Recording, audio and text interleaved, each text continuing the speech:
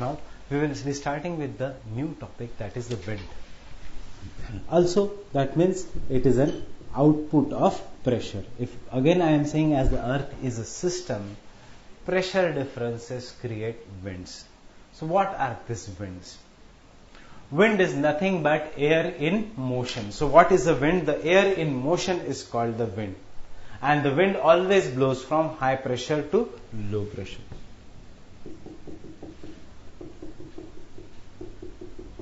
The air in motion is called wind, which blows from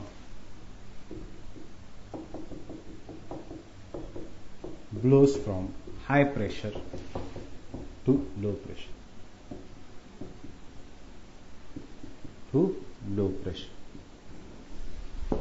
The wind can be, the motion, that is the blowing of the wind, can be horizontal motion,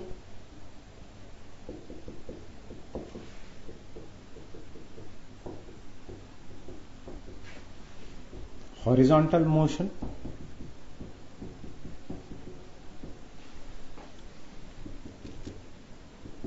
vertical motion.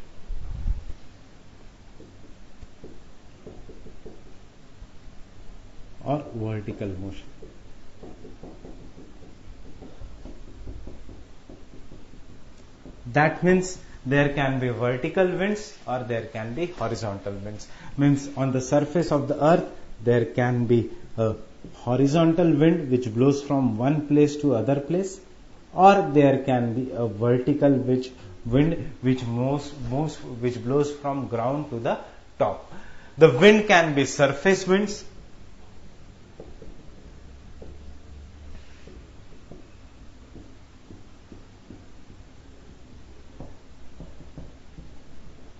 or winds at higher elevation, or we can say at higher height. That is, the wind can be on the surface of the earth, or there can be a wind at a greater height from the surface of the earth. Now our study of the winds, we are going to study mostly the surface winds. That is, there we are going to study the wind system on the surface of the globe. Obviously, we are also going to study some kind of winds at higher height, which that is these are known as jet streams. But before we start the winds properly, and before we go on to the higher level of the winds, we'll start with some of the very basics of what influences the wind, or what are the factors affecting the wind. And when I am discussing these factors which affect the wind, I am doing it only for the surface winds, because that is what your syllabus says. So focusing on the syllabus, that is, I am going to do only the surface winds.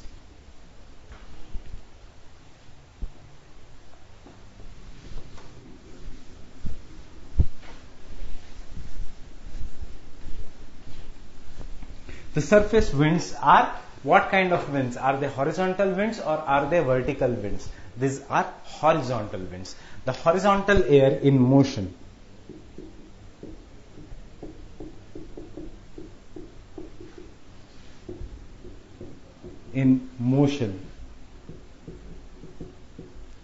is affected by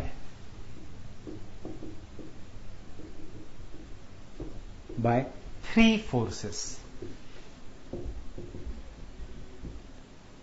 What are these three forces?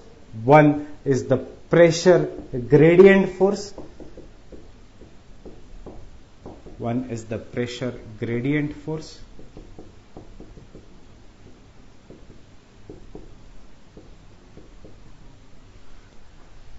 The second is the frictional force.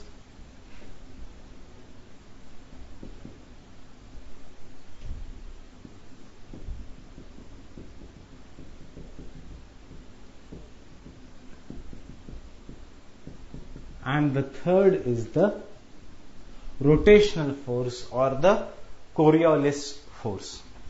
And the third is the Coriolis force.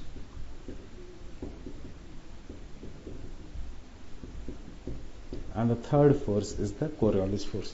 So if the question comes, what are the different forces that affect the surface winds? You have the answer here. One is the pressure gradient force, that is the difference in the pressure. The second is the frictional force. Obviously, this force will be effective only up to a certain height from the surface of the earth. And the third is the Coriolis force. So these are the wind system. So what is the wind? An air in motion is the wind.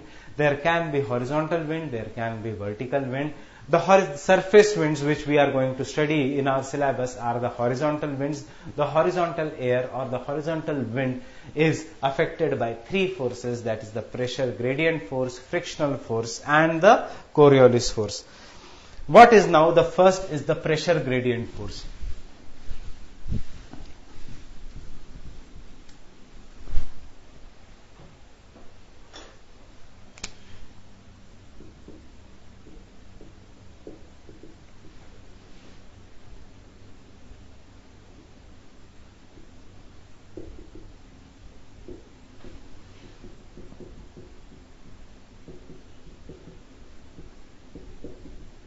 The pressure gradient force. What is the pressure gradient? First you should know the rate of change of pressure is known as pressure gradient. The rate of change of pressure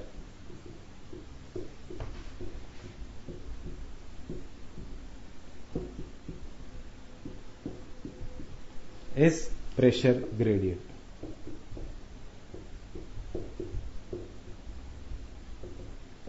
That is, how fast is the rate of change of pressure? Is the rate of change of pressure is very, very gradual? Is it moderate or is it at a great rate? If the rate of change of pressure is known as pressure gradient. Now, how do we show the pressure gradient? The pressure gradients are shown by the location of the isobars. If the isobars are widely placed, if this is one isobar, the second isobar is after some distance, the third isobar is after some distance, it shows that the change of pressure is slow or fast. Is very, very slow. That means if there is a large distance between the isobar, this shows that the change of pressure is slow. That is, this is one. For example, if this is 100 millibar, this is 101 millibar, this is 102 millibar, etc. Means all these areas are having 100 millibar. These areas are having 101 millibar. These areas are having 102 millibar. On other hand, if the isobars are very nearly placed to each other, this shows that the rate of pressure, the change of pressure is very, very fast. That is, the pressure gradient is very fast. That means there is too much change in the pressure. For example, if this is 100 millibar, this can be 110 millibar, 120 millibar, 130 millibar, 150 millibar as such. So the pressure is changing at such a great pace, that is, the isobars are placed near each other. So what can we deduce from here? What can we conclude from here? That means we can conclude that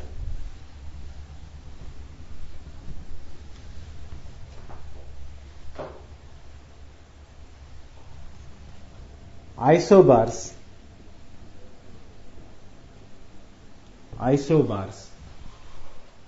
when they are near to each other,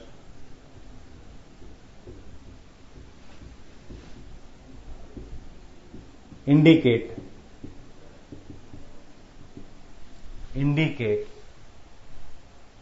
high pressure gradient.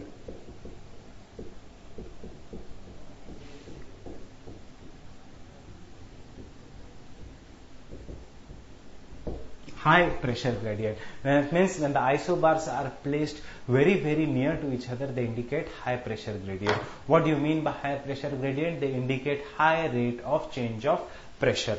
And when there is a high rate of change of pressure, as I told you, higher the height, faster will the water flow. Similarly, faster the rate of change of pressure. For example, if the pressure is changing from 100 millibars to 110, 120 to maybe 1000 millibars, the wind speed will be greater, because the wind will be flowing at a greater speed, because the rate of change of pressure is very high. So that means isobars are placed near to each other, indicates high rate of change of pressure gradient. Higher the pressure gradient, higher the difference in the pressure, the higher is the wind velocity. So the third point you remember is higher the pressure gradient,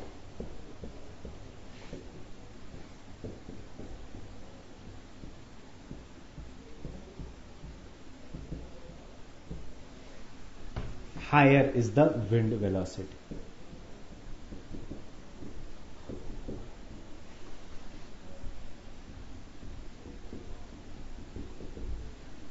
Higher is the wind velocity. Example, in the tropical cyclones which also hit India, which hit America as hurricanes, which hit which in Japan they are known by different names, Taifu in China as typhoons, Baibu in Philippines, Willy Willy in Australia. These all are what? Tropical cyclones. In the tropical cyclones there is a low pressure center, while there is a closely placed high pressure center outwards, and the rate of change of pressure is so fast that is the winds from different directions are pulled inside the tropical cyclone from different sides, resulting into formation of a cyclone. And you remember in the tropical cyclone the pressure gradient, that is the rate of change of pressure, is very, very high. Therefore the wind velocity is also very high. So the rate, what does the pressure gradient force indicate? What is the pressure gradient? It is the rate of change of pressure. Higher the pressure gradient, higher is the wind velocity. The second force which we are going to do is the frictional force.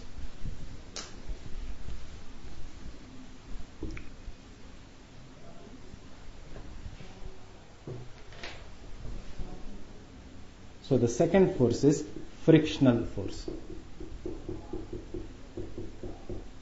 Now I don't have to tell you differently what do you mean by friction and how will the frictional force affect.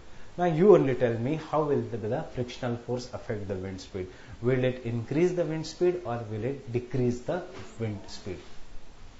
Frictional force will decrease, or it will retard, or it will lower down the wind speed. Because when the wind is passing over the surface, the wind will undergo friction. The lower part of the wind will undergo friction. If this is the wind which is passing over here,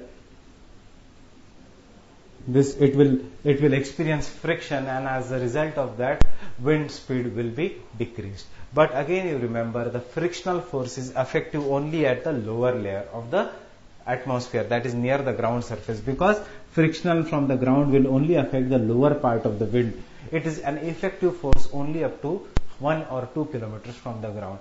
If you go higher, obviously there is no friction there from the surface, and therefore there is no frictional force. So what is the frictional force? It is a force of friction. How does it affect? Affects the speed of the wind,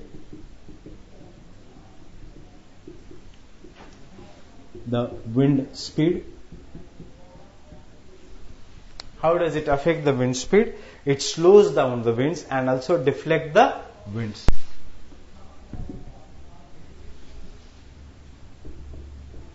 By slowing down the winds,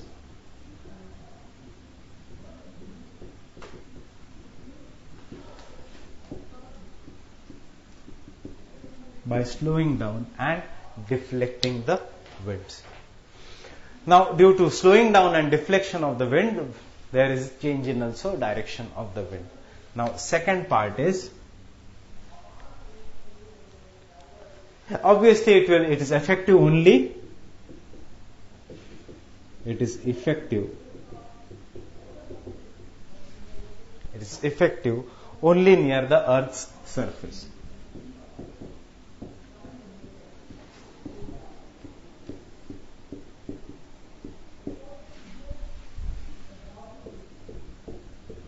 Only near the Earth's surface, that is between 1 to 3 kilometers from the ground surface. So it is effective only near the Earth's surface. Now, will it be effective on the vertical wind or on the horizontal wind? Obviously it will be effective only on the horizontal wind. Now coming to it is effective only near to the Earth's surface. Now the Earth's surface is made up of continents as well as the oceans. Where will be the frictional force more effective? Will it be on the land or on the sea? On the land, the frictional force is very, very effective, while it is minimum on the sea surface. Why? Because that is why the seas, even in the practical life, we see that the shipping industry or sea transport or water transport is one of the cheapest method of transport, because the water does not put any friction. It can easily glide on the water. So the third point here is, which you should remember, frictional force is minimum over sea surface.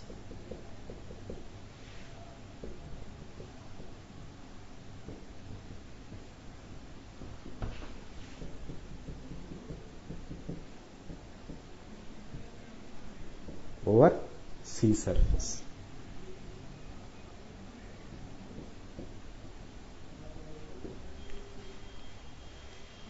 The frictional force is minimum over the sea surface.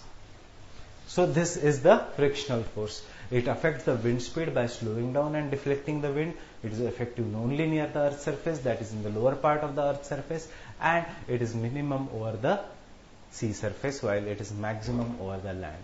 Now coming to the third most important force of the earth.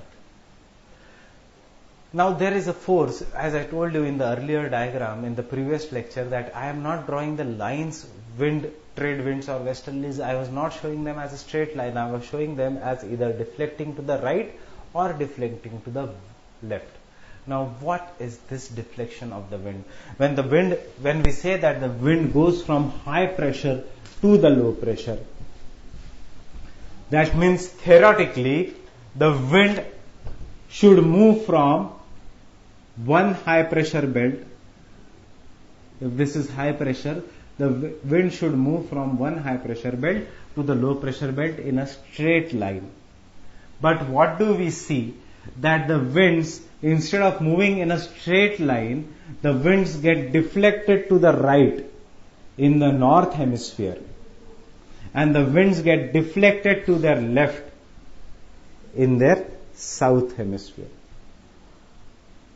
in the southern hemisphere. That means the winds do not travel in the straight line like this. If this is an equator, if the earth is there, if we consider this as earth, the winds get deflected to their right in the northern hemisphere. So if this is an equatorial low pressure belt, and this is a subtropical high pressure belt, and this is also subtropical high, it says that the winds will get deflect to the right in the northern hemisphere. So the wind, instead of taking a straight path like this, the wind, which is the right side of the wind here, see the direction of the arrow. The direction of the arrow is facing towards you. So the right side is this. So the winds will get deflected to the right hand side, and as a result the winds will travel in northeast to southwest direction. Similarly, in the southern hemisphere, there is a force which says that the winds get deflected to the left. Now, what is the direction of the deflection of the wind to the left? The wind should go from subtropical high to low this way, but due to some kind of a force, the winds do not travel in a straight path. They get deflected to the left. Now see, the direction of the arrow is pointing towards the board, and when the direction of the arrow is pointing, you put your head in the direction of that arrow, then this side becomes the left side. So the wind gets diverted to the left hand side here.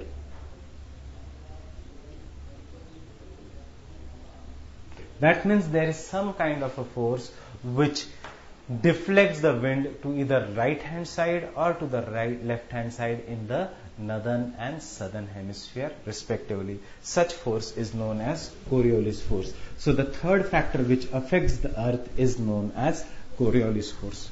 And again, this is one of the most important force.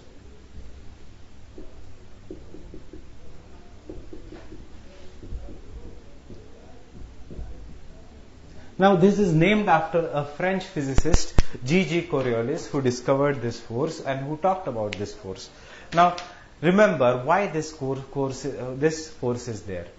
As the earth, I am talking to you in this here and you are watching my lecture, the earth is rotating at a great speed, and due to the rotation of the earth, there is a deflection of the wind or deflection of any kind of a moving object. Now, if you want a demonstration, you can take a CD and move it and try rotate it and try drawing a straight line. The CD won't have a straight line. It will be deflected in different kind of directions. Why? Because on the rotating surface, on the rotating spherical surface, you cannot draw a straight line. So what is this Coriolis force? This Coriolis force is a force caused due to the rotation of the earth on its own axis.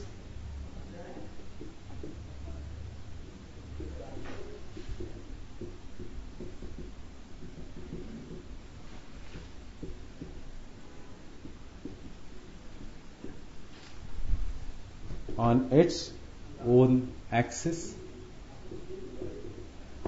What does this force do?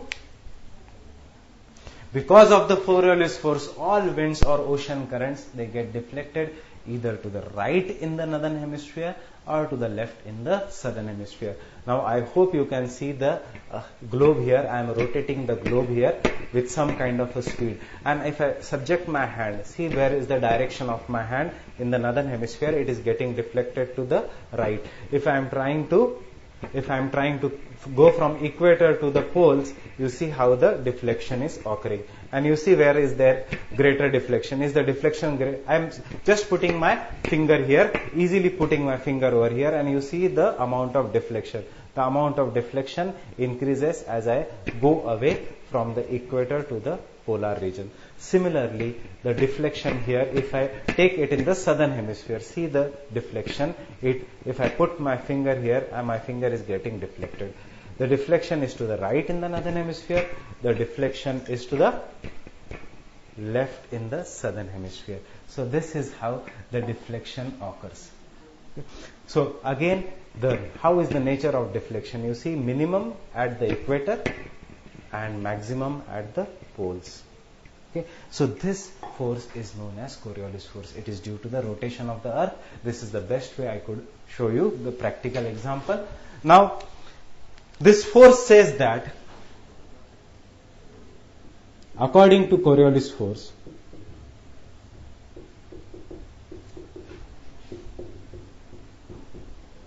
all winds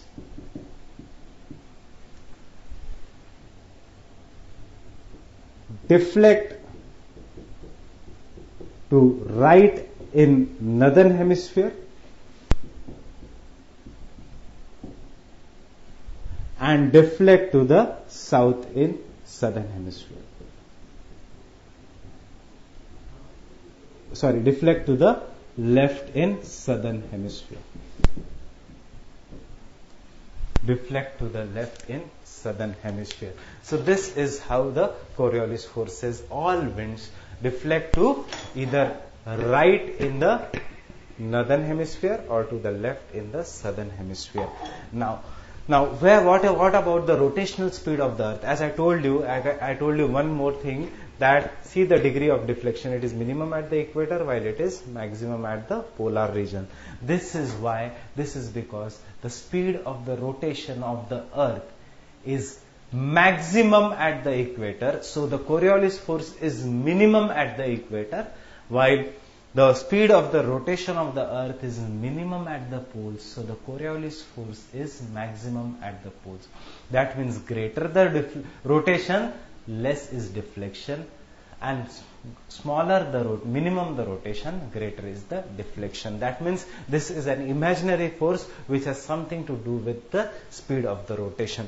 Now, because it is a general studies class, I am not going much into detail of the Coriolis force. But you should remember that all the winds deflect, if this is the direction, deflect to the right in the northern hemisphere and they deflect to the left in the southern hemisphere. Now the third fact. Now, what affects the Coriolis force? what affects Coriolis force? If I ask you this question, as you know, the first which affects is the speed of the rotation. That is rotational speed of the earth.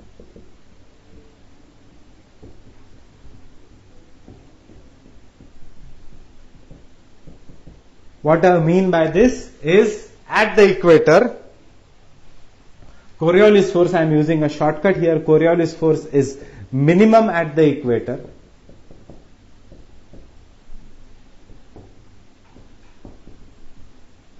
Because rotational speed is maximum.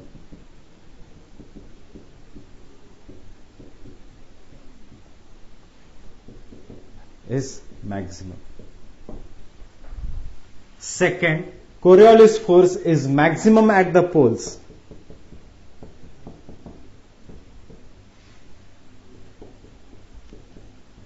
Because rotational speed is minimum.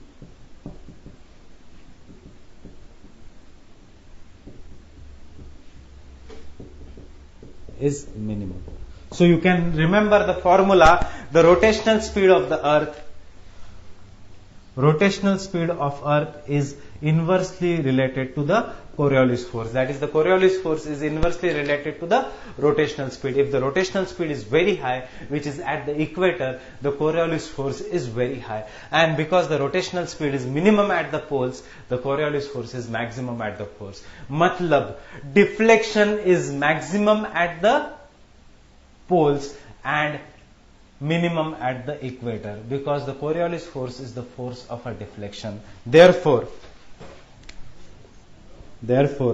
deflection of the winds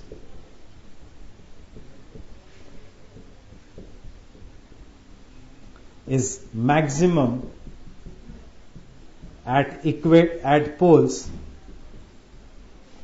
and minimum at equator.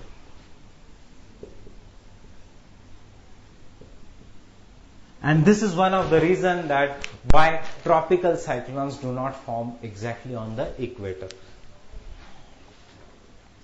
And second factor which affects the Coriolis force, this is the first factor. The second factor which affects the Coriolis force is the speed of the wind. We are doing what affects the Coriolis force. So the first factor was rotational speed of the earth, and the second factor is speed of the wind.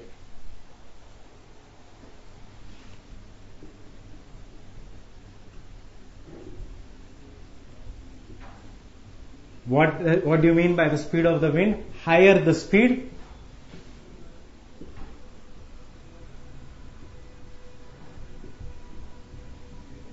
higher is the deflection.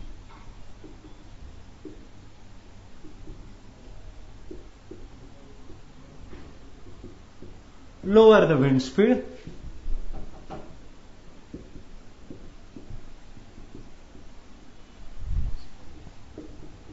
lower is the deflection.